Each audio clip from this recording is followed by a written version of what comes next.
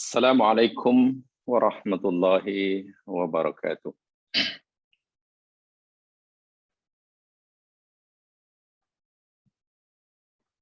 Innal hamdalillah nahmaduhu wa nasta'inuhu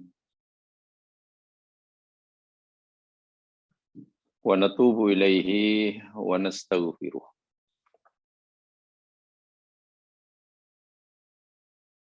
Wa na'udzu billahi min syururi anfusina wa min sayyiati a'malina.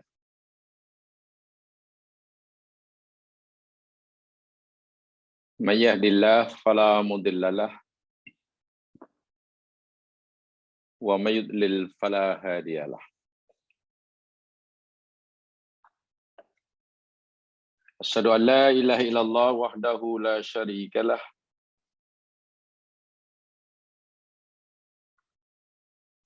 wa asyhadu anna Muhammadan abduhu wa rasuluh. Allahumma salli ala Muhammad wa ala ali Muhammad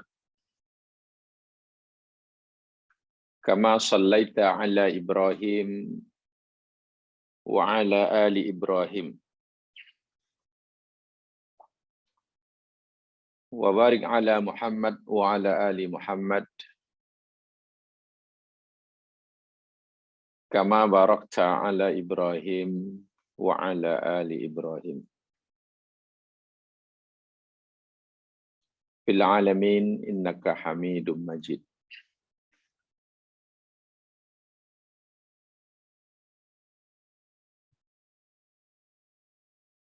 Bismillahilladzi la yadurru ma'asmihi syai'un fil ardi wala fis sama' wa huwas sami'ul alim. Bismillahilladzi la yadurru ma'asmihi syai'un fil ardi wala fis sama' wa huwas sami'ul alim.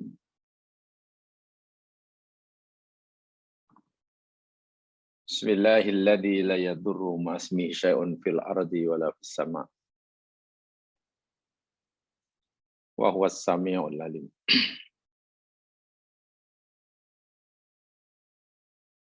Allahumma bika asbahna wa bika amsayna wa bika nahya wa bika namut wa ilaikan nusyur. Allahumma amin.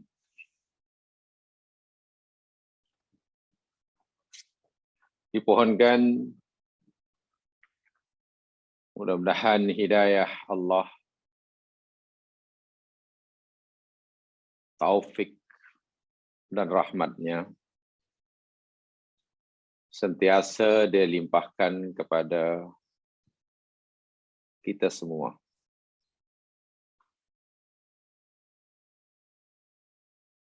Dengan tujuan supaya kita terus berada di atas jalan yang diridhoinya, hingga suatu saat kita akan dipanggil olehnya dalam keadaan radiyah mardiyah. Allahumma amin. Pagi hari ini insyaallah kita akan teruskan usaha kita untuk menambahkan pemahaman kita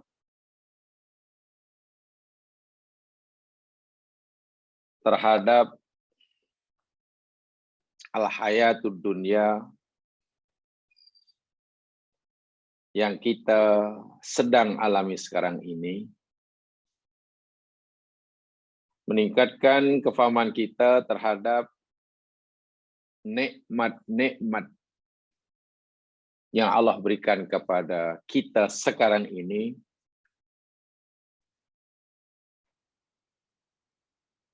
agar kita dapat menggunakannya, memanfaatkannya sesuai dengan kehendak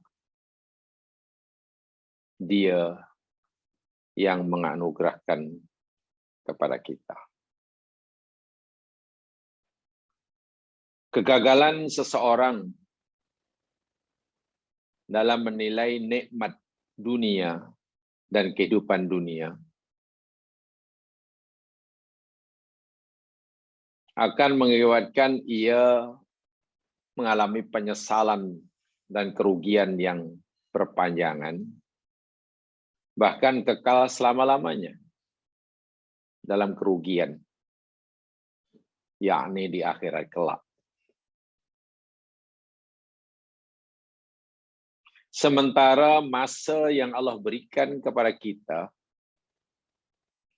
untuk mempunyai pemahaman, penilaian yang tepat sesuai dengan kehendaknya terhadap dunia dan isinya, teramat sangatlah terhad. Hanya beberapa tahun, hanya beberapa ketika, bergantung kepada umur yang Allah telah tetapkan kepada kita. Lebih-lebih lagi, bagi kita saat ini, masa yang Allah berikan pada kita untuk memberi penilaian terhadap kehidupan dunia dengan penilaian yang betul lagi tepat,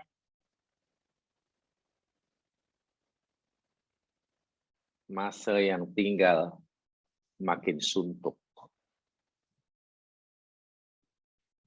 Ringkas kata, kita tidak boleh punya penilaian yang berbeza dengan apa yang Allah kehendaki terhadap kehidupan dunia dan segala nikmat yang ada di dalamnya. Itu yang pasti. Tapi lagi-lagi, ia tidak mudah. Tidak mudah karena manusia diberikan oleh Allah sifat seperti mana yang selama ini kita pelajari, yakni hubbus syahawat. Quwwah syahwaniyah atau quwwatus syahwat terhadap al-hayatud dunya dan isinya. Walaupun quwwatus syahwaniyah yang Allah anugerahkan ini tidaklah secara otomatis menyebabkan kita terjerumus dalam lembah kehinaan, karena ia merupakan kekuatan yang membolehkan seseorang mencapai kebahagiaan yang hakiki jika ia betul menggunakannya. Sebaliknya, jika dia akan jatuh ke lembah kehinaan yang hakiki, jika ia tersilap menggunakannya. Ya mas sekalian, ini tujuan kita mengkaji ayat-ayat yang berkaitan dengan al-hayatud dunya. Mari sekarang kita teruskan kajian kita. Yang ada nota, yang ada bukunya, lihat muka surat yang ke-24. Buka muka surat yang ke-24. Di bawah tajuk yang mengutamakan kehidupan dunia. Ayat yang pertama. Seulangi, muka 24, ayat yang pertama. Yang tidak ada bukunya, lihat saja kepada ayat Al-Quran, pada Al-Quran, surah Al-Baqarah, ayat 212. 212.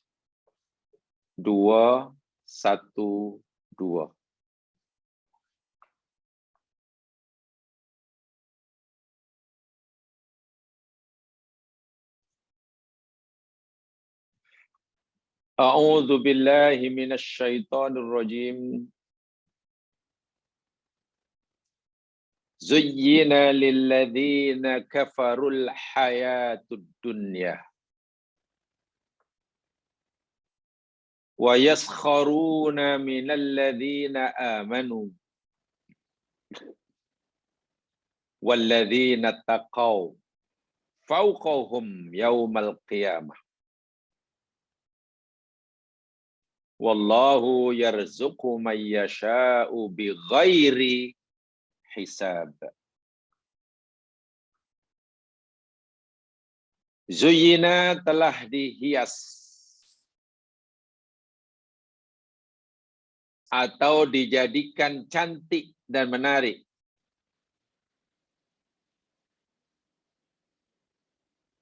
sebab makna zuyyina ini jamaah sekalian, zayyana, zuyyina, seperti mana yang selalu saya sebutkan, satu yang mana yakni ja'lu syai'i ala ghairi haqiqatihi.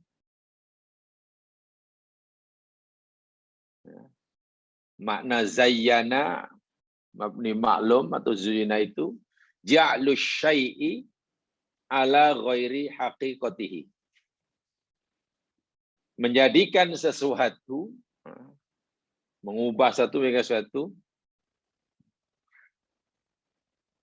menjadi yang selain daripada hakikatnya. Sehingga bila kita melihatnya, pasti kita tidak kenal apa sebenarnya dia itu. Karena yang dinampakkan, yang diperlihatkan, yang nampak oleh kita, hakikatnya 100% berbeza dengan hakikatnya yang sebenarnya. Itu kesan daripada tazyin. Ya, mungkin analogi yang mudah. Katalah kalau ada seseorang yang bermakeup berlebih-lebihan, makeup muka, makeup rambut, makeup pakaian dia dipakaian dan kemudian berdiri di depan kita, kita tidak kenal langsung orang ini. Siapa sebetulnya? Malahan mungkin kawan karib. Tak kenal langsung siapa dia yang sebenarnya. Karena yang kita lihat benar-benar berbeza daripada hakikat sebenarnya. Itu kesan daripada tazyin. Bahaya ke tidak bahayanya. Dan manusia ini pula nanti akan menilai sesuatu tentu berdasarkan apa yang dia lihat. Yang dinampakkan tadi. Ya'udzubillah, tumadzubillah. Takkan terpedaya, takkan tertipu. Zuyyina telah dijadikan cantik sehingga sesuatu tadi tidak menggambarkan hakikat yang sebenarnya lilladzina kafaru, bagi orang-orang kafir.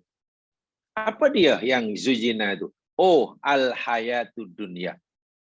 Dari sini pun sebenarnya sudah merupakan amaran yang sangat-sangat keras. Ayat ini pun sebenarnya sudah memberitahu pada kita betapa ramainya nanti manusia yang terpedaya, yang tertipu. Karena dalam hidupnya penilaian terhadap al-hayatud dunya pada hadrah dan isinya hanya 100%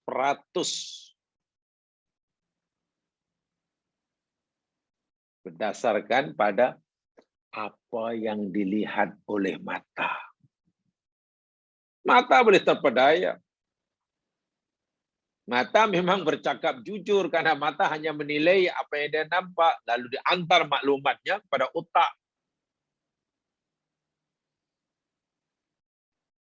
Lalu diperlihatkan gambarnya di otak bagian hadapan, bagian otak yang paling gelap sekali. Otak pun kemudian berpikir, ini adalah cantik. Satu. Wa yaskharun, dan mereka orang-orang kafir itu menghina, mencela, menjadikan yang lain sebagai bahan ejekan atau bahan olok-olok. Minal ladzina amanu, orang-orang yang beriman. Mereka terpedaya dengan pandangan hidupnya. Itu satu hal, satu kesalahan, satu kesesatan. Karena mereka merasa orang yang paling pandai, paling benar, paling berjaya, paling lurus pegangan hidupnya, melihat orang mukmin yang penilaiannya terhadap al-hayat dunia tidak seperti mereka, si mukmin diperolok-olokkan, mungkin dibodoh-bodohkan. Mungkin dianggap orang yang bodoh, orang yang rugi. Karena si mukmin punya penilaian lain terhadap al-hayatud dunia. Itu yang berlaku di sini. Apakah yang berlaku di sini seperti itu juga akan berlaku nanti di sana? Tidak. Yang di sana walladzina taqau, dan orang-orang yang bertakwa, fauqahum, akan berada di atas mereka. Mereka ini alladzina kafaru. Bila yaumal qiyamah. Sehingga hari kiamat dapat membalikkan keadaan 180 degree. Sebalik. Orang-orang yang bertakwa akan berada di atas mereka. Wallahu yarzuqu man yasha'u bighairi hisab. Allah memberikan rezeki pada siapa yang dia kehendaki tanpa hisab. Saya tidak perlu mengulas lagi panjang lebar tentang kalimah zuyina atau zayyana atau zyan dalam Al-Quran. Karena ini yang telah kita pelajari banyak dalam ayat sebelumnya. Hanya yang perlu saya ingatkan lagi sekali, bahwa salah satu daripada cara penyesatan,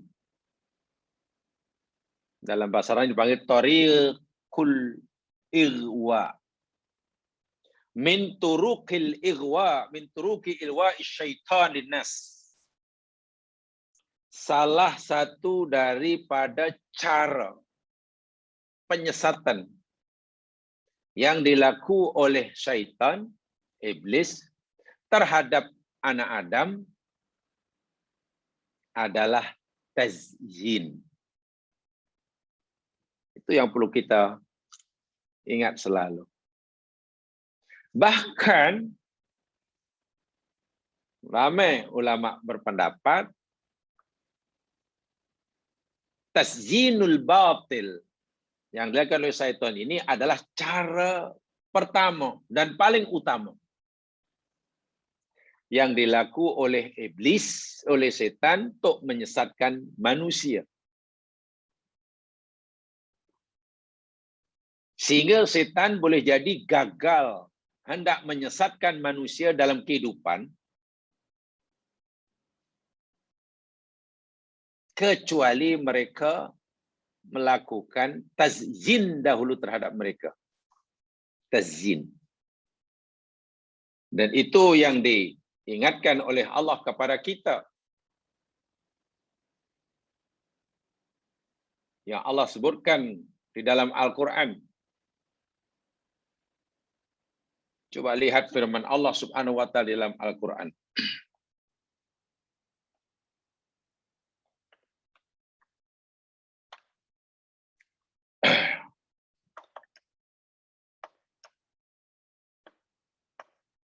Firman Allah Subhanahu wa taala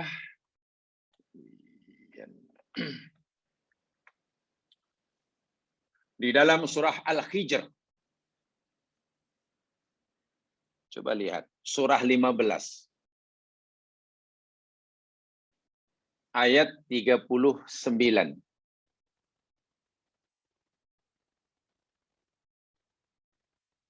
Tadi saya nyatakan salah satu turukul ighwa, cara penyesatan yang dilakukan oleh iblis dan syaitan terhadap Bani Adam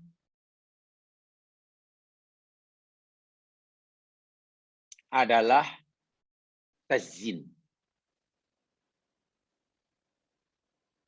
Sehingga iblis sebenarnya tidak mampu menyesatkan manusia. Dalam hal ini, menyesatkan Bani Adam dalam menilai hakikat kehidupan dunia tanpa terlebih dahulu iblis melakukan apa yang dipanggil tazyin. Firman Allah Subhanahu wa taala dalam surah 15 ayat 39. Ini pengakuan benar, jujur, sejujur-jujurnya. Iblis tidak bohong. Karena pengakuan iblis ini di hadapan Allah Subhanahu wa taala. Qala, berkata iblis, Rabbi, wahai Tuhanku, bima aghwaytani. Ba itu namanya ba sababiyah. Ma itu namanya mamasdariyah. Sehingga ma campur jumlah fi'liyah atau fi'il madhi selepahnya namanya masdar muawwal. Jadi bolehlah terjemahan bebasnya, wahai Tuhanku, dengan sebab penyesatan yang engkau lakukan terhadap diriku, karena masdar penyesatan. Kalau kita terjemahkan apa adanya, dengan sebab engkau telah menyesatkan aku, boleh saja, tidak salah. Nah, di sini pun kesilapan iblis yang luar biasa. Dia sesat, tapi ke saya itu disnisbahkan, dikembalikan pada Allah Subhanahu wa taala. Walhal dia memilih jalan yang sesat, dia berada di atas yang sesat, itu atas pilihan dia. Ini kesilapan iblis yang sangat besar ini. Ya Allah, dengan sebab engkau telah menyesatkan aku, atau dengan sebab penyesatan yang kau lakukan, kau timpakan pada diriku ini, tengok apa ikrar dia. Pertama, la uzayyinanna lahum fil ard. Inilah pengakuan iblis. Sungguh pasti aku akan menghias. Sungguh pasti aku akan menjadikan sesuatu itu cantik. Dalam pandangan anak Adam. Sehingga anak Adam tidak mengenali hakikat sebenar sesuatu yang dipandangnya cantik tadi. Karena iblis kata, aku nampakkan cantik, maknanya benda itu tidak cantik. Ya Allah, benda itu tak cantik, ya Allah. Benda itu madarat, ya Allah. Benda itu membahayakan, ya Allah. Musibah, ya Allah. Tapi karena memang aku mahukan teman seramai yang mungkin, kawan seramai yang boleh untuk temankan kami di neraka kelak daripada golongan manusia, ya apa boleh buat? Aku akan sesatkan mereka. Dan langkah awal, langkah terpenting yang iblis lakukan, aku nampakkan benda-benda yang tak cantik ini, benda-benda yang bahaya ini,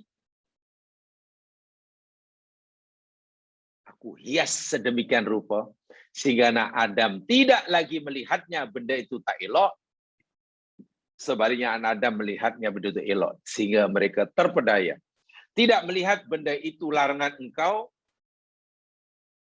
tapi anak Adam melihat sesuatu itu perkara yang mesti dilakukan. La uzaina lahum. Bila tasjin sudah berjaya, senang iblis kata wala ughwiyannahum ajmain. Barulah yang kedua. Sungguh pasti aku akan sesatkan mereka semuanya tanpa kecuali. Aku boleh ya Allah. Ini ikrar iblis yang paling jujur. Daripada termasuk pengakuan iblis yang paling jujur. Tidak ada kebohongan sikit pun di hadapan Allah Subhanahu wa taala. Aku akan hias tazyin. Inilah. Jadi benda. Akhirnya saya kata tadi, anak Adam menilai sesuatu itu tidak sebagaimana yang sepatutnya, yang semestinya diarahkan oleh Allah. Karena biasanya orang hanya melihat dari segi zahir. Akhirnya terpedaya, barulah kami sesatkan, bla bla bla bla dan seterusnya. Bagaimana cara menolak, mengelak dari tasjin? Karena tasjin ini langkah awal iblis. Ya, tidak perlu khawatir. Allah telah memberikan panduan pada kita.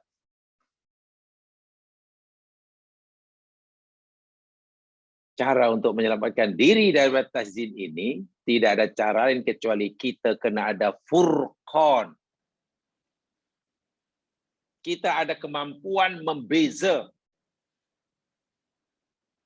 bainal haqqi wal batil. Bila seseorang ada keupayaan, kemampuan membezakan mana hak dan batil, dan kemampuan itu tidak mungkin kita peroleh kecuali dengan ilmu, dengan kefahaman. Ilmu dan kefahaman itu pula tidak datang dengan sendirinya. Tidak duduk diam kemudian jadi pandai. Lau kana ilmu yudraku bil muna ma yabqa fil bariyatil jahil, kata Imam Syafi'i. Kalaulah hanya dengan berangan-angan, berhayal orang jadi pandai.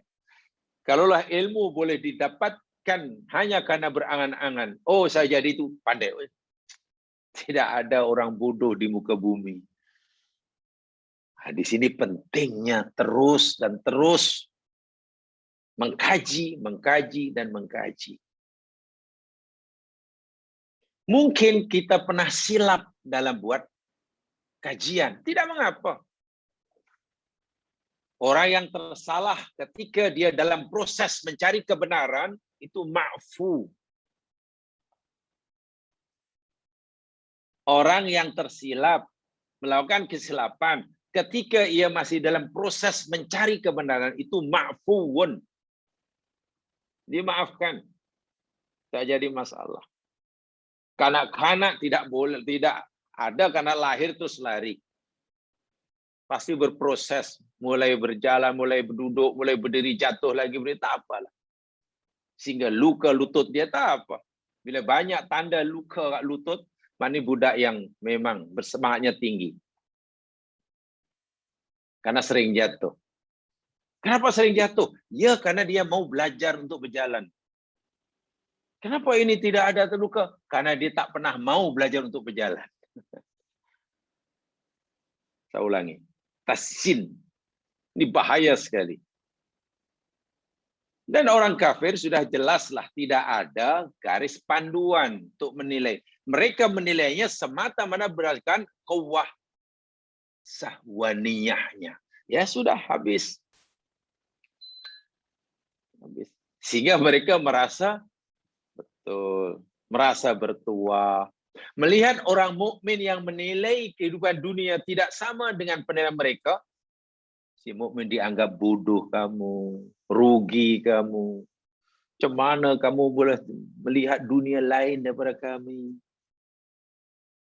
Yaskhurun. Ya? Yaskhurun. Jemaah sekalian, ayat ini kata Ibnu Abbas, Abdullah bin Abbas radhiyallahu anhuma, yakni diturunkan berkaitan dengan perangai orang kafir Quraisy.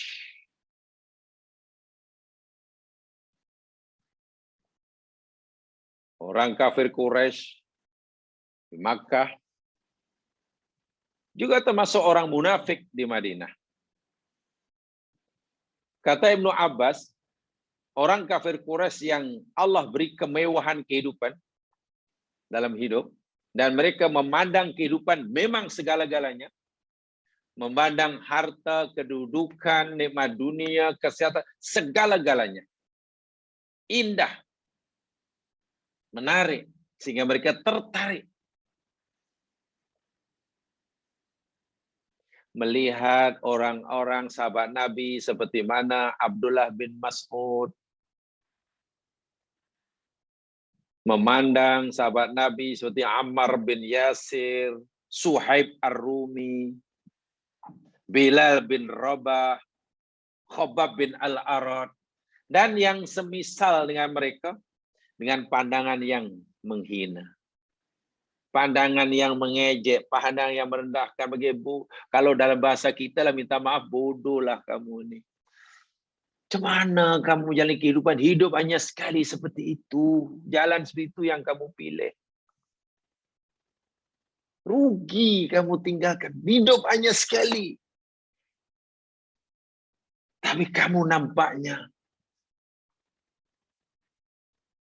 macam menyekat dan membatasi diri untuk menikmatinya sepuas-puasnya.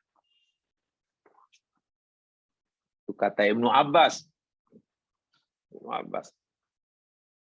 Imam Muqatil kata, ayat ini diturunkan berkaitan dengan perangai orang munafik di Madinah. Seumpama ketua mereka, yakni Abdullah bin Ubay bin Salul dan sahabat-sahabatnya, kanu yatana'amuna fid dunya wa yaskharuna min du'afa'il mu'minin wa fuqara'il muhajirin. Orang munafik yang Allah anugerahkan kemewahan dunia dan mereka mencintainya. Cinta kemewahan itu.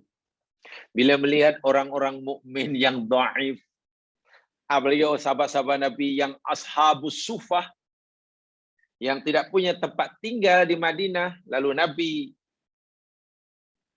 suruh mereka tinggal di sudut Masjid Nabawi, hidupnya dari segi zahir serba kekurangan, mereka hina. Mereka kata, unzuru ila haula alladhina yas'umul Muhammadun sallallahu alaihi wasallam yaghlibu bihim. Dengan cynical sekali mereka kata, unzuru ila haula. Tuh, tengok tuh. Tengok tuh orang-orang ni. Alladhina yas'umul Muhammad, yang Muhammad kata, yang Muhammad beritahu kita, annahu yaghlibu bihim, bahwa orang-orang inilah nanti yang akan mengalahkan mereka. Kan Nabi telah beritahu pada mereka, Quran beritahu mereka bahwa orang-orang mukmin suatu saat akan menjadi pemenang. Sementara si kafir atau munafik suatu saat akan dihancurkan. Ketika orang mukmin masih dalam keadaan yang seperti itu, dan orang kafir dalam keadaan gagah perkasa, munafik dalam keadaan hebat, Allah beritahu bahwa Allah berpihak pada yang benar, orang mukmin, dan suatu akan mengalahkan mereka.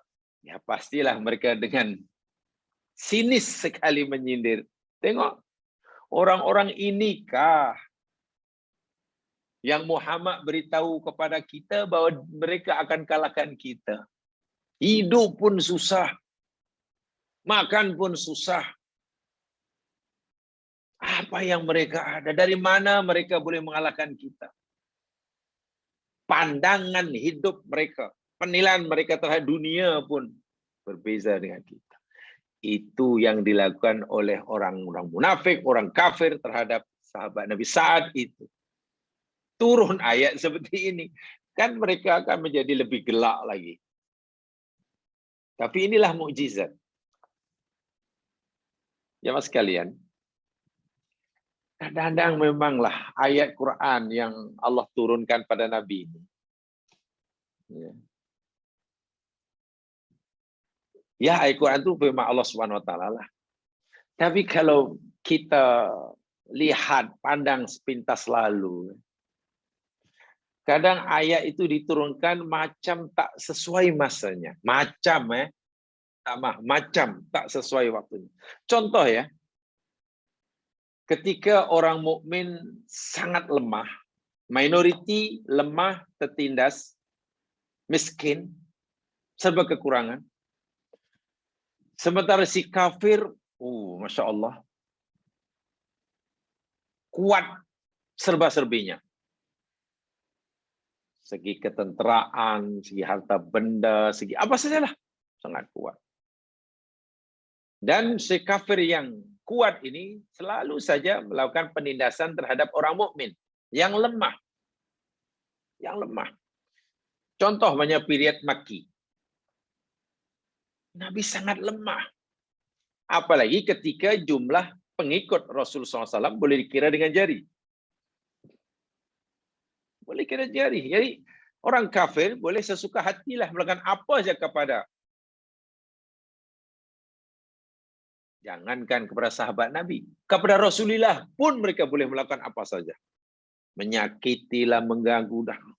Tak henti-henti. Memang sangat lemah. Sementara Allah Subhanahu wa taala pula belum izinkan Nabi dan sahabatnya melawan. Allah hanya suruh sabar. Dalam keadaan tertindas, lemah, tak mampu nak melawan terhadap kesewenang-wenangan orang kafir, tiba-tiba turun ayat. Dalam surah Al-Alaq punya kan, kalla la illam yantahi lanasfa'am bin nasiyah nasiyatin kadhibatin khati'ah ila akhir ayat. Awas, kalla itu maknanya awas. Karena ia di permulaan ayat. Awas. Jika dia tidak mau berhenti daripada mengganggu kami, jika dia terus-menerus menyakiti, menzalimi kami, Hasan menyakiti Nabi Muhammad SAW, lanasfa'am bin nasiyah, pasti kami akan heret, akan tarik ubun-ubunnya. Itu kan ancaman yang sangat keras tuh. Yang saya katakan, coba ancaman sekeras itu ya mas kalian, disampaikan oleh Rasul, tentulah ini daripada Allah kan. Tapi kan orang kafir tidak percaya itu adalah firman Allah. Mereka kata itu hanya rekaan Nabi Muhammad. Coba kita ikuti saja cara berpikir mereka. Yang disampaikan oleh Nabi itu rekaan Nabi Muhammad, kata mereka. Tiba-tiba Nabi Muhammad dalam keadaan yang tertindas, umatnya tindas, boleh memberi amaran kepada orang kafir yang kuat. Wahai orang kafir, kalaulah kamu tidak berhenti terus membuli kami, kalaulah kamu terus-menerus menghina kami, siap engkau. Kami akan tarik ubun-ubunmu. Bukankah ancaman ini malah menjadi gelak ketawa bagi mereka? Kenapa? Karena yang melakukan ancaman keras itu, yakni orang kumpulan yang sangat lemah terhadap orang yang sangat kuat. Kalau yang memberi ancaman itu katalah kekuatannya seimbang, itu boleh kita, oh iyalah, mungkin boleh menang. Atau yang memberi ancaman ini yang kuat kepada yang lemah. Saya bisa itu contoh lah, katakanlah umpamanya. Katalah negara Ethiopia umpamanya, kayak contoh ya lah. Di negara Ethiopia, presiden dia, menterinya memberi amaran yang sangat keras kepada Amerika Serikat. Wahai kamu Amerika, bila kamu terus-menerus membuli dunia, membuli bangsa di dunia, dengan kekuatan kamu, siap. Tunggu. Aku akan balas, aku akan hancurkan kamu tahun depan. Agak-agak Amerika takut atau malah ketawa. Bila ancaman itu keluar, datang pada mulut orang Ethiopia hari ini. Nah, macam itulah Quran ini. Jadi si kafir makin tertawa kerana bagaimana mungkin kamu yang lemah, hina dina, boleh memberi amanah itu kepada kami yang mulia lagi kuat. Ejekan mereka semakin menjadi-jadi. Lain halnya jika si kafir ini meyakini bahwa ancaman itu datang daripada Allah. Nabi hanya menyampaikan, itu lain cerita. Si mukmin gembira. Dengan turunnya ayat itu si mukmin gembira. Gembira karena Masya Allah, Allah rupanya bagi janji kepada kita. Allah berjanji pada kita. Apalah sekarang kita kena bully, kita kena sabar. Allah berjanji apa? Nanti kita yang sekarang sedang dibully berada di atas mereka. Nanti kita yang sekarang ini dianggap bodoh oleh mereka karena mensia-siakan nikmat dunia dengan membatasi keinginan dan nafsunya. Sementara mereka berpuas-puas melampiaskan kehendaknya. Tak apa. Sabar. Bulian mereka tak jadi masalah. Kejian hinaan mereka kecil. Satu saat, kan Allah dah berjanji. Kita nanti akan berada di atas mereka. Jika mereka hari ini mengejek kita, memperolok kita, suatu hari ini kita akan balik. Orang mukmin gembira karena ini tabsyir. Karena yakin itu janji daripada Allah, bukan daripada Muhammad SAW saja. Sementara si kafir lagi gelap. Dan mungkin yang berlaku sekarang, kadang ramai orang dianggap bodoh jamaah sekalian karena menolak peluang untuk dapat rezeki. Karena dia tahu benda itu salah. Bodohnya lah kamu, kenapa peluang ni kamu tolak? Susah tahu nak dapat peluang macam ini untuk dapatkan rezeki sebanyak macam ni. Kata si mukmin, tak apalah, saya tak dapat pun tak apa, sebab bagi kami itu tak betul. Just tak apalah, saya lebih rela dapat sedikit tapi halal lah. Bodohnya lah kamu. Dalam dunia sekarang mana ada orang cerita halal haram? Bila kita ni suka pilih sangat, tak sangat ini boleh tak akan berjaya. Sama dengan fikiran orang dahulu. Karena mereka penilaian melalui dunia itu seperti itu. Tapi lagi-lagi kalau kita dibodoh-bodohkan, kalau kita dibuli, diejek, karena penilaian kita terhadap dunia dan isinya tidak sebagaimana penilaian mereka. Karena kita memandang dunia ini tempat yang sangat kritikal bagi manusia.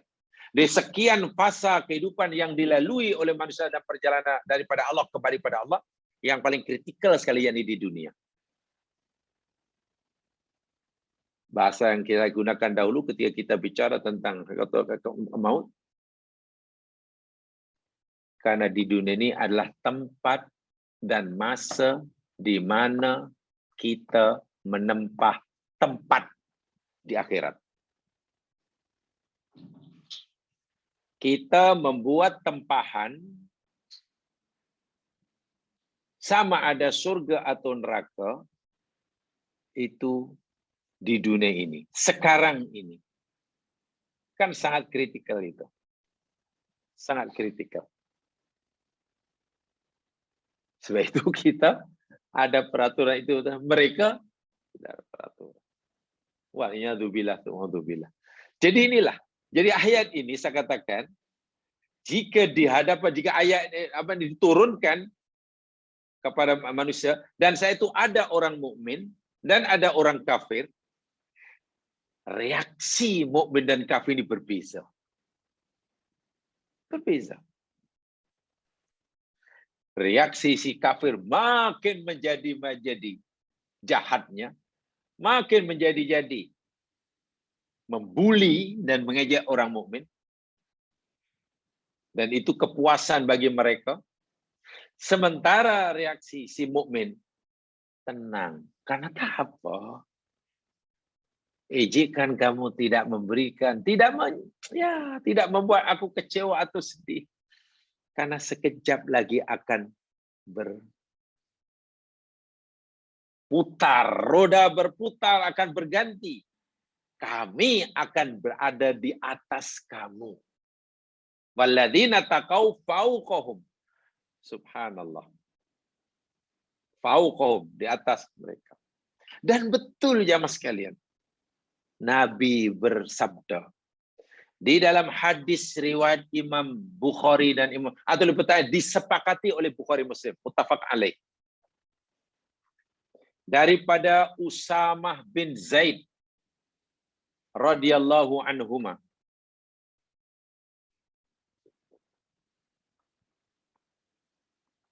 Beliau berkata, Nabi sallallahu alaihi wasallam bersabda.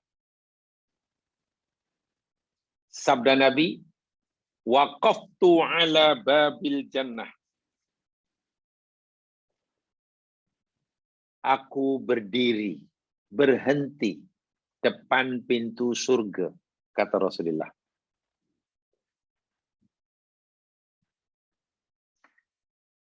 Ada yang mengatakan, yang disampaikan oleh Nabi ini nanti di akhirat. Ada yang memahami bahwa apa disampaikan ini yang pernah dialami oleh Nabi. Jadi ada dua penafsiran ini. Karena Nabi kata waqaftu, aku telah. Ini fi'il madhi. Kalau fi'il madhi, mana Nabi menciptakan apa yang telah berlaku. Dan ini pernah dialami oleh Nabi ketika Mi'raj. Itu fahaman pertama. Yang kedua, oh tidak. Nabi menciptakan apa yang akan dialami nanti di akhirat. Di surga nanti. Ya kalau Nabi baru akan mengalaminya, menciptakan pengalaman nanti, kenapa Nabi gunakan fi'il madhi? Alasannya ini, ya mentakbir peristiwa yang akan datang dengan menggunakan fi'il madhi itu menunjukkan kepastian. Nah, gitu. Jadi ada cara ulama memahami memang berbeza. Dikata tak, ini nanti berlaku di akhirat. Nabi menceritakan apa yang baginda akan alami nanti di akhirat. Nanti bukan sekarang. Kalau begitu, kenapa Nabi gunakan fi'il madhi? Nabi gunakan fi'il madhi, ini nak memberitahu kita, mentakbirkan, menciptakan masa hadapan dengan fi'il madhi itu menunjukkan kepastian bahwa benda itu pasti berlaku. Oh, katanya. Yang satu, oh tidak. Karena Nabi gunakan madhi, mana Nabi menciptakan peristiwa yang pernah dialami baginda. Kalau begitu, bila Nabi pernah berdiri di depan pintu surga? Dahulu kan masa Mi'raj, Nabi pernah bersabda, "Fattali'u ilal jannah." Dan diperlihatkan kepada aku surga. Diperlihatkan aku kepada neraka. Jadi Nabi cerita pengalaman. Wallahu a'lam mana yang betul daripada dua makna, dua pemahaman ini. Yang pasti, yang disampaikan oleh Nabi ini benar. Ima yang Nabi telah, pengalaman yang Nabi pernah alami, atau nanti yang Nabi akan alami dan pasti dilakukan. Aku berdiri depan pintu surga. kata Rasul. Fara'aitu aktsara ahliha, lalu aku dapati kebanyakan penghuninya adalah al-masakin. Allahu Akbar. Aktsar itu maknanya kebanyakan ya Mas kalian ya. Jadi boleh dikatakan majority lah. Aktsar itu majority. Kalau katsiru minhum itu ramai dari mereka. Dan aku dapati kebanyakan penghuni surga ini al-masakin. Orang-orang miskin. Wa waqaftu ala babin nar. Dan aku juga pernah berhenti depan pintu neraka. Aku berhenti, tengok siapa yang masuk neraka, siapa yang dalam neraka.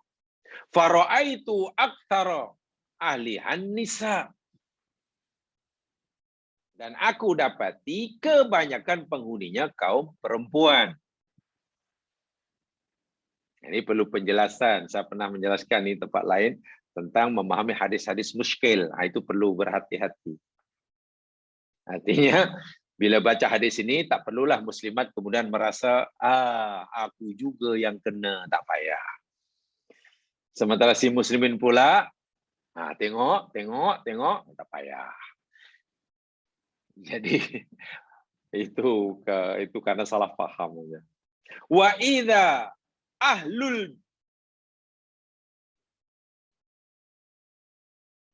jadi, dan tiba-tiba orang-orang kaya. Ahlun itu sama dengan sahibun, itu orang punya kekayaan yang banyak. Mahbusun, mereka tertahan. Allahu Akbar. Tadi di surga ramai orang miskin, di neraka ramai an-nisa. Mana ini perginya si kaya ini? Tengok si kaya mana? Oh, orang si mahbusun, mereka tertahan di satu tempat. Illa man kana minhum min ahlin nar. Sementara si kaya semuanya tertahan. Dan ada daripada mereka yang masuk neraka. Illa kana minhum. Mereka ada daripada mereka yang ahli neraka. Waqad umiru bihi ilan nar. Hadis ini disampaikan untuk menjelaskan ayat yang sedang kita pelajari. Kalau berkaitan dengan ayat kita pelajari inilah, si kaya yang membanggakan kehidupan dunia, yang menikmati dunia sesuai dengan kehendak dan nafsunya itu, semua tertahan dan akhirnya diumban dalam neraka. Sementara si miskin yang mereka ejek, yang mereka hina di dunia, semuanya masuk surga. Benar firman Allah. Walladzina taqaw, orang yang beriman, bertakwa, fauqahum, di atas mereka. Di atas mereka. Yaumal qiyamah, pada hari kiamat. Pertanyaannya mungkin, adakah dengan sabda Rasul bahwa kebanyakan penghuni surga itu orang miskin? Sementara si kaya tertahan dan kemudian masuk neraka ini menunjukkan bahwa kemiskinan itu satu kelebihan dan kekayaan itu satu kekurangan. Ya, jangan cepat-cepat berkesimpulan begitu. Kalau itu miskin itu adalah kemuliaan, buktinya ramai di surga orang miskin. Kalau itu kaya itu tak boleh. Karena kebanyakan si kaya nanti tertahan dan akhirnya masuk neraka. Mengerikan sungguh ini hadis ini. Ya, jangan begitu pemahamannya. Pemahaman seperti itu pasti tidak betul. Pasti tidak betul. Kalaulah orang miskin masuk surga karena kemiskinannya, semata karena miskinnya, dan orang kaya masuk neraka karena kekayaannya, Saya ingat tak adalah lahir Abu Bakar As-Siddiq, tak adalah Abdurrahman bin Auf. Orang miskin dan kaya ini ada saya di kalangan manusia. Yang mukmin ada miskin, ada kaya, yang kafir ada miskin juga. Siapa orang miskin yang masuk surga? Kebanyakan masuk surga. Dan bahkan mereka dianggap majority. Bahkan mereka termasuk orang yang awal-awal masuk surga. Yang nasibnya berada di atas orang-orang kafir yang dahulu di dunia membuli. Dan mari saya tunjukkan salah satu di antara ayatnya. Supaya pemahaman kita tidak tersilap. Ya. Lihat firman Allah Subhanahu wa Ta'ala di dalam surah Al-Hasyr. Sama dalam surah Al-Hasyr.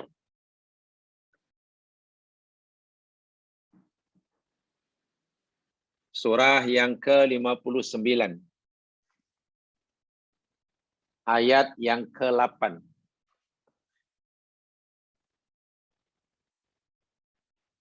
Inilah rupa-rupanya orang miskin ahli surga.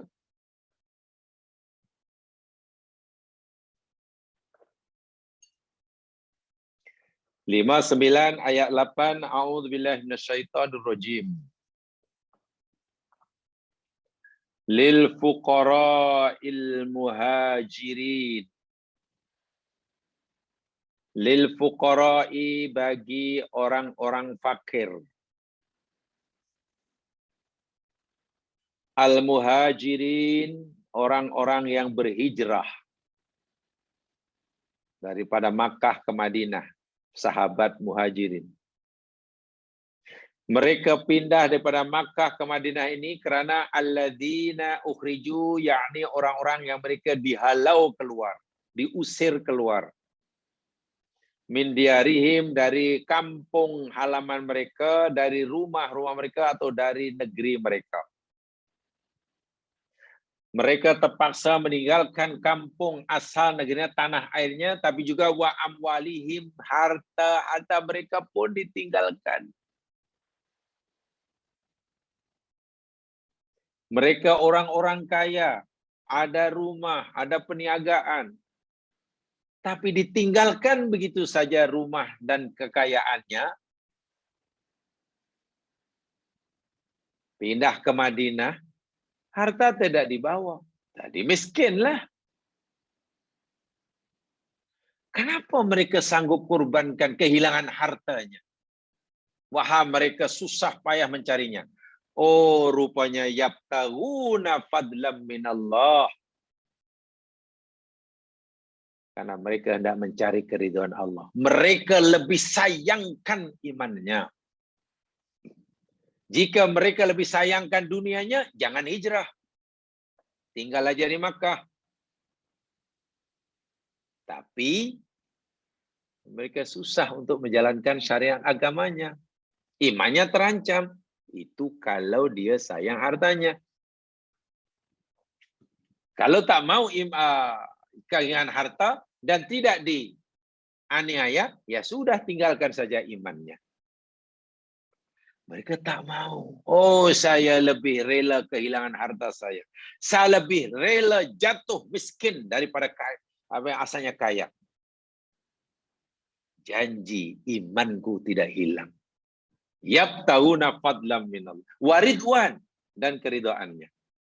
Sesampai di Madinah, ya mereka miskin. Tapi mereka tidak menyesali langkah dan tindakan yang mereka ambil. Tidak melihat teringat-ingat harta dan kampung halamannya. Sampai di Madinah bukan duduk rileks. Di Madinah cari lagi harta. Dia perlu makan, perlu rumah.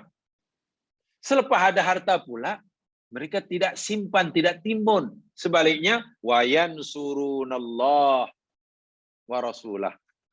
Mereka menolong Allah, menolong Rasulnya, memperjuangkan agama Allah. Karena sampai di Madinah pun rupa-rupanya si kafir belum puas hati. Orang kafir Quraisy berumur hati kejar ke Madinah, perangi mereka. Ya, orang mukmin kena bangkitlah. Di Makkah, Allah belum izinkan perang. Sesampai di Madinah, sekarang perangi mereka. Kamu diperangi, peperangan perlu biaya. Mana negara dapat biaya, negara baru ditubuh di Madinah. Belum sampai 2 tahun negara Madinah merdeka, Nabi mereka sudah diperangi. Macam mana nak? Ya, setiap individu yang wajib perang mengeluarkan biaya sendiri. Tengok. Baru nak dapat sumber ekonomi di Madinah. Dah dikorbankan lagi untuk peperang. Dah dikorbankan lagi untuk fisabilillah. Pertanyaan, bila mereka punya harta yang banyak kalau macam tu? Dahlah harta di Makkah ditinggalkannya karena lebih sayangkan imannya. Sesampai di Madinah baru punya sedikit penghasilan, sudah lagi digunakannya. Coba bila mereka jadi orang kaya. Inilah yang dimaksudkan fakir. Ulaika humus shadiqun. Orang-orang sebenarnya orang yang jujur, yang benar. Ini ahli surga. Sahabat muhajirin itulah. Jadi fakir bukan karena malas bekerja. Fakir bukan hanya mengharapkan doa dan tawakal tapi tak mau berusaha. Bukan. Jadi kalau dalam bahasa yang betul sebenarnya, fakir ini orang kaya sebenarnya. Macam mana orang kaya boleh katakan fakir? Iya, karena dia kaya, dia banyak memberi. Ya mas kalian, orang yang kaya itu orang banyak memberi. Sementara orang yang fakir itu orang yang banyak meminta. Itulah pengertian fakir dan kaya dalam bahasa agama. Ghaniyun itu orang yang banyak memberi. Dan orang-orang ini banyak memberi. Sebab itu dipanggil kaya sebetulnya. Sehingga jika ia ada 10, karena dia hanya perlukan 3, hanya diambil 3. Yang 7 dibagi orang. Yang 7 di... Jadi macam mana? Bila dia akan dilihat sebagai orang yang punya harta yang banyak? Orang yang banyak memberi, itu adalah orang yang kaya. Orang banyak meminta, itu orang yang fakir. Orang lokal itu orang fakir. Ini yang dimaksudkan orang fakir yang masuk surga itu. Dan fakir sebenarnya adalah satu keutamaan. Jangan kemudian baca ayat tadi, baca ayat ini atau baca hadis tadi kemudian, kalau begitu saya tak mau kaya lah, saya mau inilah biarlah, tak apalah, sana duduk aja. Nanti kalau ada orang bagi makan, makanlah. Kalau tidak, tidak. Kenapa kamu milih jalan macam ini? Ya, sebab orang fakir ini cepat masuk surga. Itu salah paham nanti dia yang merugi. Itu ayat pertama ya. Itulah makna fakir, itu makna miskin. Di dunia memang kena bully. Khasnya orang-orang yang berpikiran, berfahaman kapitalisme. Orang yang berfahaman kapitalisme, materialisme, kebendaan, hamba dunia, memanglah mengatakan bodohnya lah. Peluang macam ini, kamu tinggal tak mudah tau. Tak senang dapat peluang macam ni. Tak akan datang 2 kali. Memanglah peluang ini taklah 100% halal, tapi zaman sekarang mana senang nak cari yang halal. Jangankan yang halal, nak cari yang haram pun susah katanya. Allahu Akbar walillahilhamd. Ruginya lah awak ini. Awak ni punya, Masya Allah, Allah ciptakan awak, punya berparas cantik, bertubuh badan indah, berambut cantik. Kenapa awak tolak tawaran untuk jadi jadi apalah umpamanya. Itu kontraknya 1 tahun itu tak habis untuk kamu makan 7 keturunan katanya. Karena ada syarikat besar untuk ambil awak, memperagakan produknya, tak produk apalah. Gambar awak nanti dipampang di seluruh dunia. Selama 4 musim. Selama 4 musim. Musim panas, musim sejuk pun jadi dipampang. Atau musim sejuk pun nanti gambar awak dipampang dengan pakaian yang sangat-sangat minimal. Kamu tolak rugi. Kamu nanti akan dapat bayaran. Tak habis makan 7 keturunan. Kata hamba Allah, ialah saya bersyukur Allah cipta betul-betul sempurna. Tapi saya tidak akan menjual belikannya. Dan cara mensyukurinya bukan dengan cara menerima tawaran yang tidak baik itu. Bagi kamu mungkin duit segala-galanya. Katakan begitu. Mungkin kita dianggap, awak ni bodoh, memanglah. Kalau kita dianggap bodoh, memang bodoh. Quran pun, jangankan kita. Orang seperti Abu Bakar dahulu pun dianggap bodoh. Orang seperti Umar pun dianggap bodoh. Bilal berubah dianggap bodoh. Jadi kalau kita dianggap bodoh, itu lagi patutlah. Bilal pun dianggap bodoh. Ini dia. Di akhir nanti terbalik. Di atas. Ayat kedua yang saya sampaikan supaya kita paham betul fakir yang mana yang menjadi penghuni surga ini. Lihat surah Al-Baqarah. Jemaah sekalian. Surah Al-Baqarah. Ayat yang ke-273.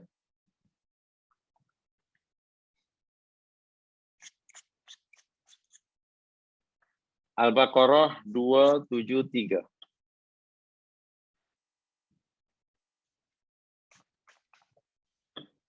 A'udzu billahi minasy syaithanir rajim.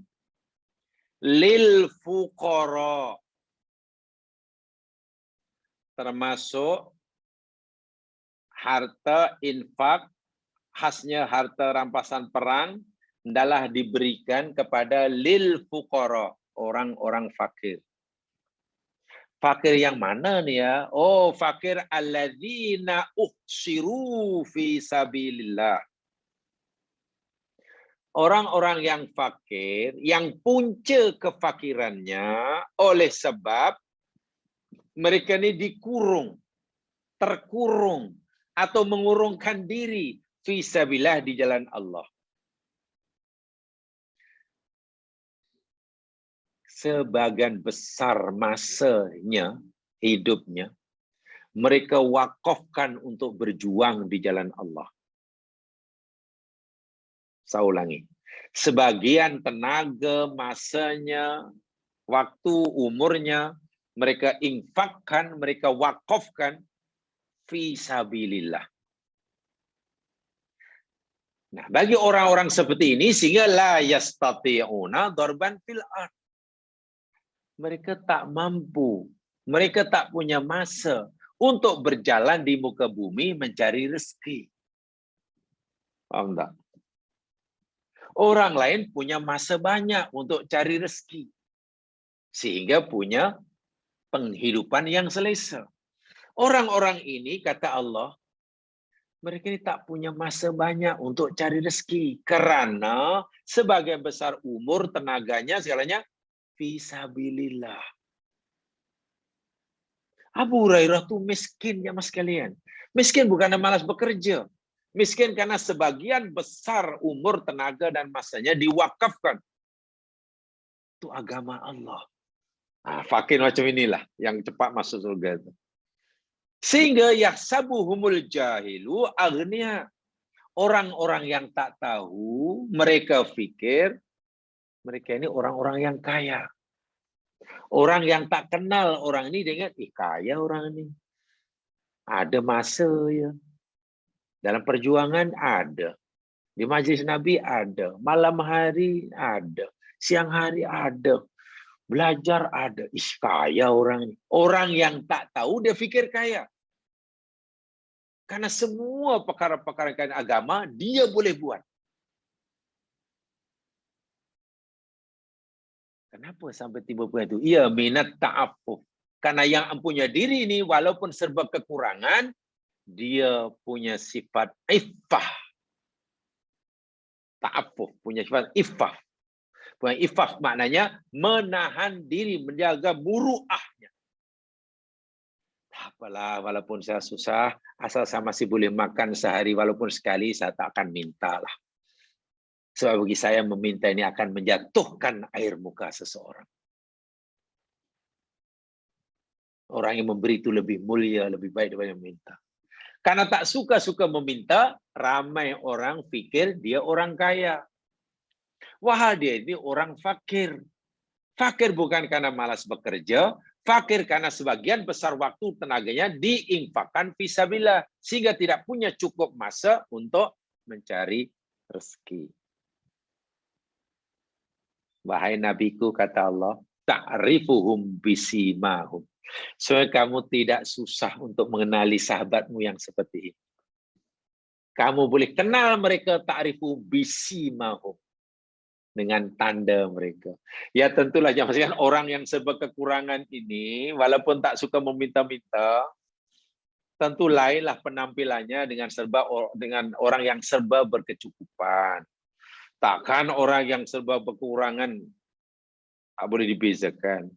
Kau boleh kenal mereka, Muhammad. Walaupun mereka ni tak kata siapa mereka, tak jodohkanlah siapa mereka sebenarnya, sehingga ramai orang sangka mereka ni kaya, tapi kamu boleh kenal mereka. Ada tandanya.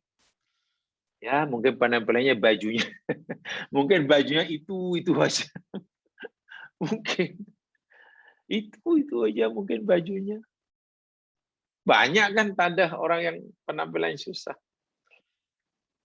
Takkan orang yang fakir satu hari tukar 4 kali bajunya. Kalau satu hari 4 kali dia punya uniformnya, satu minggu udah berapa kali tukar. Sedangkan baju yang dibelinya hanya dipakai maksimum 3 kali, lepas itu tak dipakai lagi. Takut orang perasan. Baju awak tak tukar-tukar, wah baru 3 kali. Ada orang jaga macam tu. Rasa-rasanya kalau dah 3 kali itu dah kira dah tak. Sebab kalau itu pakai yang kali keempat, orang pasti perasan. Kalau perasan nanti Allah. Subhanallah. La yas'aluna ilhafa. La yas'aluna an-nasa ilhafa. Mereka tidak meminta kepada orang dengan mendesak. Memang bukan jenis orang yang suka meminta-minta. Wa ma tunfiqu min khairin fa innallaha bihi. Inilah orang fakir yang dimaksudkan. Jadi dia jadi fakir bukan karena malu, dia jadi fakir karena cara mereka melihat dunia dan isinya, menilai harta benda tidak sama dengan orang-orang kafir tadi. Mereka menjadikan kekayaannya, menjadikan kehidupannya, menjadikan masanya untuk membeli akhirat. Dijadikan alat untuk membeli akhirat, ditukar dengan akhirat. Jadi akhirat nanti jadi kaya raya. Sementara si kafir tadi tidak. Semua kesenangan yang ada di dunia ini tidak ada sedikit pun yang digunakan untuk membeli akhirat. Karena memang mereka tidak percaya kepada akhirat. Wa'iyadzubillah, tu'udzubillah. Itu bagi saya, Masya Allah. Nih. Orang seperti ini. Di dunia, jadi terbalik ya. Akhirat ni, hari kiamat ini boleh membalikkan keadaan. Khafidatur rafi'ah. Merendahkan dan meninggikan. Sama ada yang dimasukkan ayat itu, yakni bumi yang tinggi direndahkan, diratakan, yang rendah ditinggikan sehingga rata. Atau hari kiamat itu khafidah rafi'ah, maknanya di dunia yang dahulu dianggap mulia, dihinakan di akhirat, orang yang dahulu dianggap hina di dunia dimuliakan. Ayat yang serupa, yang hampir serupa dengan ayat yang kita sedang pelajari ini jamaah sekalian, yakni surah Al-Baqarah 212 ini, ayat yang hampir serupa dengannya, yakni lihat firman Allah Subhanahu wa taala,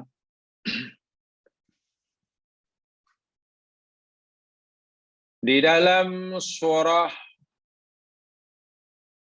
Al-Mutaffifin. Coba lihat. Surah Al-Mutaffifin.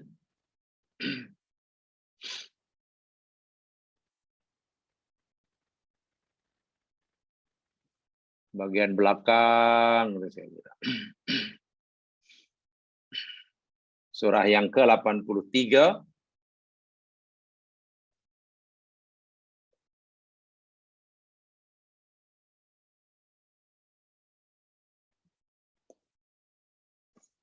Ayat yang ke Bermula daripada 29.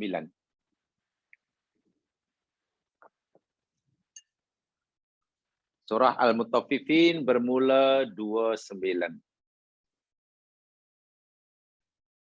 A'udzu billahi minasy syaithanir rajim.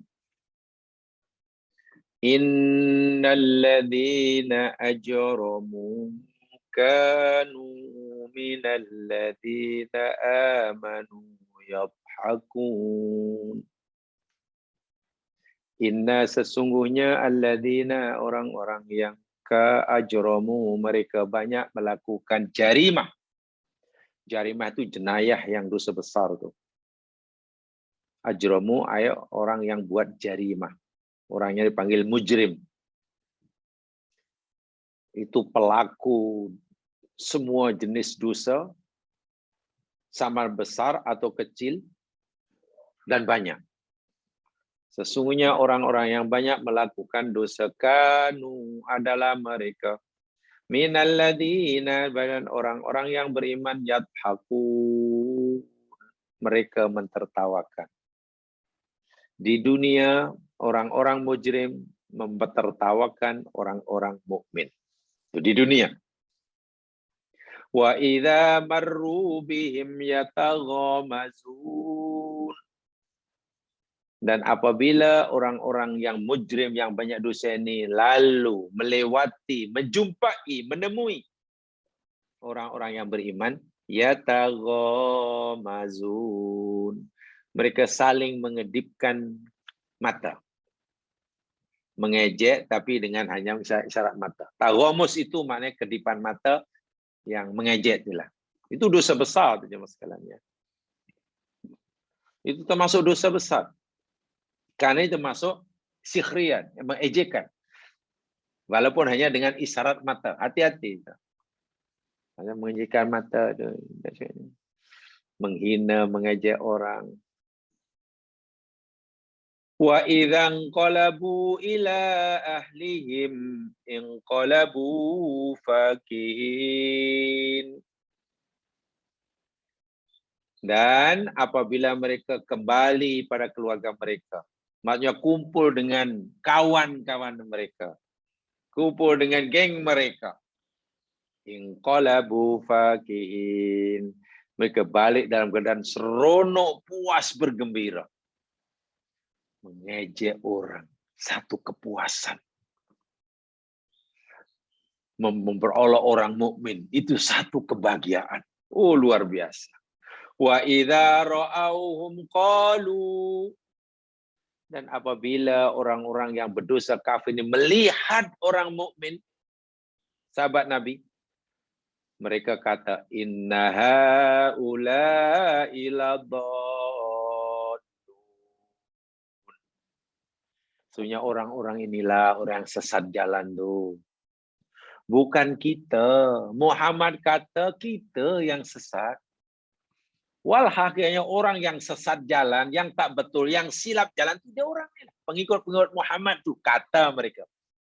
Dulu di mana orang yang itulah salah jalan tuh, bodoh betul, hidup macam-macam. Sepatutnya hidup dia nikmati, tapi dia macam tu. Sanggup susah payah. Apa yang dicari? Nih orang sesat nih. Mereka kata, wa ma ursilu alaihim hafizin. Sedangkan mereka orang-orang kafir ini tidaklah diutus oleh Allah, tidaklah dibangkit oleh Allah, tidaklah ditugaskan, diberi tugas oleh Allah untuk jaga orang mukmin. Kenapa mereka sentiasa memperhatikan orang mukmin? Bak kata dalam bahasa Melayu, kenapa mereka ini sukalah menyibuk? Wah, Allah tak suruh jaga orang mukmin. Tak ada, biarlah. Jadi kenapa jadi penyibuk? Ini di dunia. Saya ulangi, ini di dunia. Bagaimana di akhirat? Tengok ayat selepasnya. Fal yaumal ladzina amanu minal kuffari yadhakun. Maka pada hari itu, di akhirat nanti, alladzina amanu, orang-orang yang beriman, yang dahulu ditertawakan. minal kuffar, ya, pada orang-orang kafir, yadhakun, mereka akan mentertawakan. Astagfirullahaladzim. Di akhir orang mukmin ganti pula mentertawakan orang kafir. Hanya bezanya, jika orang kafir dahulu di dunia memperolokkan orang mukmin, membodok, mengejek orang mukmin, itu hanya bersifat sekejap, sementara aja. Kan di dunia sekejap. Berbeza dengan orang mukmin yang nanti akan mentertawakan orang kafir, menganggap mereka ini bodoh dan sesat selama-lamanya. Bodohnya kamu nih, bodohnya kamu. Yang kedua, kalau ada rasa sakit hati dalam hati orang mukmin, kecewa dan sedih semasa diperlukan oleh orang kafir di dunia, ya hanya sekejap aja sakit hati. Rasa kecewa itu sekejap aja lah. Lepas itu hilang, kan mati. Yang jadi mangsanya rasa sakit hati, kecewa sekejap. Di akhirat, yang jadi mangsa ditertawan tadi orang kafir. Orang kafir kan ditekan orang mukmin. Mereka menyesal, kecewa, sedih selama-lamanya. Dibalik ini. Dibalik. Karena kita dah fahami dahulu, kita dah pelajari tentang dulu hakiatul maut, saya pernah nyatakan, al jaza min jinsil amal. Balasan di akhirat itu sama dengan jenis amalannya. Siapa yang suka meringankan kesusahan orang lain, nanti kesusahan dia di akhirat Allah akan ringankan. Siapa yang menutupi aib saudara muslim yang lain, di akhirat nanti aibnya Allah akan tutup. Sama. Balasan siksa demikian juga. Karena di dunia dahulu dia sering mentertawakan orang yang baik-baik, di akhirat nanti balasannya orang yang baik itu suruh mentertawakan mereka. Sama. Dahulu di dunia mentertawakan orang, sekarang ditertawakan orang. Alal araiki yanzurun. Orang mukmin waktu itu berada di atas araik, jamak daripada arikah, tempat duduk yang sangat selesa dan tinggi, sambil tengok orang kafir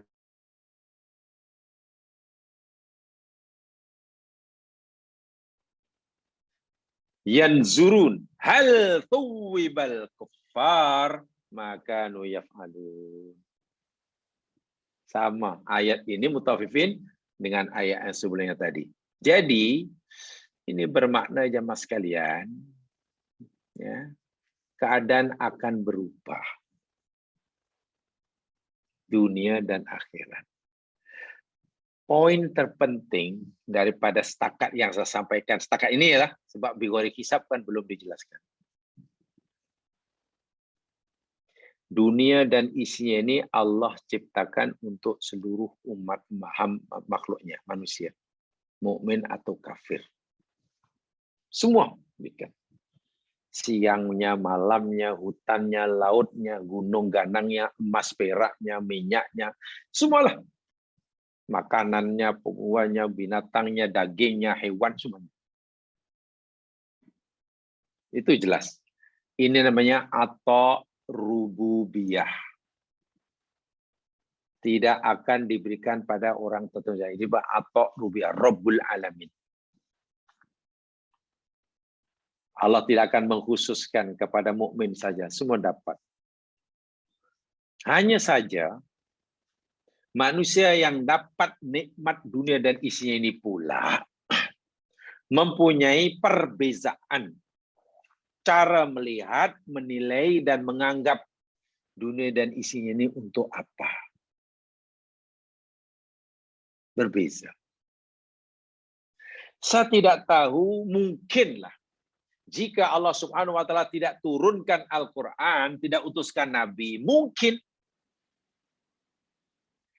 cara manusia melihat dunia dan isinya ini akan sama. Enggak sama. Jadi di tempat kediaman yang sebenar-benar mungkin. Tapi Allah Subhanahu wa Ta'ala sangat menyayangi kepada hamba-Nya. Karena dunia dan isinya ini Allah ciptakan bukan sebagai tempat kediaman yang kekal abadi. Ada tempat yang kekal abadi yang Allah sediakan, yakni di sana. Dan untuk mendapatkan tempat yang selesa di tempat yang kekal abadi di sana itu, seseorang tidak boleh silap menilai dunia dan isinya. Tidak boleh silap. Tidak boleh silap. Sebab itulah Allah turunkan Al-Quran, utuskan Nabi. Siapa yang menerima Al-Quran dan menerima kerasulan Rasulullah, maka dia tidak akan silap menilai dunia dan isinya. Untuk apa dia dihidupkan? Kenapa malam jadi siang, siang jadi malam? Kenapa turun hujan? Dia tak silap menilainya. Tengok Quran contohnya ketika Allah cerita tentang malam dan siang. Kenapa Allah jadikan malam dan siang, siang dan malam? Saya yakin jawaban semua orang, kalau tanya pada semua orang, pasti jawabannya mungkin berbeza-beza. Menurut kamu lah, kenapa Allah ciptakan untuk apa Allah ciptakan siang dan malam? Yalah, siang malam tu mungkin tak tahu lah jawabannya apa. Tapi Allah memberi panduan pada kita. Jika kita ditanya atau bertanya pada diri sendiri, kenapa ya malam jadi siang, siang jadi malam? Walau kita tak minta pun. Anda boleh bukan jawaban macam-macam. Tapi jangan sampai jawaban Anda tidak sampai pada jawaban yang Allah kehendaki. Apa jawaban Allah bila kita tanya, kenapa Allah ciptakan siang dan malam? وَجَعَلَ لَكُمُ اللَّيْلَ وَالنَّهَارَ خِلْفَةً. Dan Allah telah menjadikan bagi kamu malam dan siang itu silih berganti. Malam jadi siang, siang jadi malam. Apa tujuannya?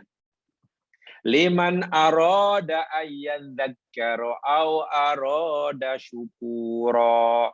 Dalam surah Al-Furqan. Bagi siapa yang ingin tadakkur, Masya Allah. Au syukur. Ada dua saja. Manfaat dan malam diciptakan oleh Allah. Tujuannya rupanya hanya dua yang paling penting. Bila yang paling penting ini kita dah dapatkan, nanti yang lain itu akan mengikut jemaah sekalian. Tentang rezeki yang kita perlukan untuk makan, untuk minum. Tentang rehat yang kita perlukan sebagai manusia. Itu akan ikut. Syaratnya kita lihat malam dan siang itu Allah kata untuk tadakkur dan untuk syukur.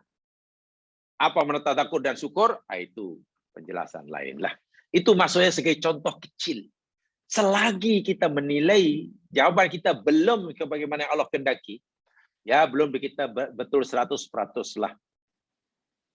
Nah, penjelasan tadakkur dan syukur terhadap siang malam, itulah yang dalam menjadi acuan dasar penilaian kita terhadap dunia dan isinya. Itu saja, kurang lebihnya mohon dimaafkan. Aku qouli hadza wa astaghfirullah li wa lakum. Mari kita dengan bacaan tasbih kifarah dan surah wal asri. Subhanakallahumma wa bihamdika asyhadu an la ilaha illa anta astaghfiruka wa atubu ilaik. A'udzu billahi minasyaitonir rajim. Wal 'ashr. Innal insana lafi khusr illa alladziina aamanu wa 'amilus shalihat wa tawassaw bil haqq wa tawassaw bis sabr. Assalamualaikum warahmatullahi wabarakatuh.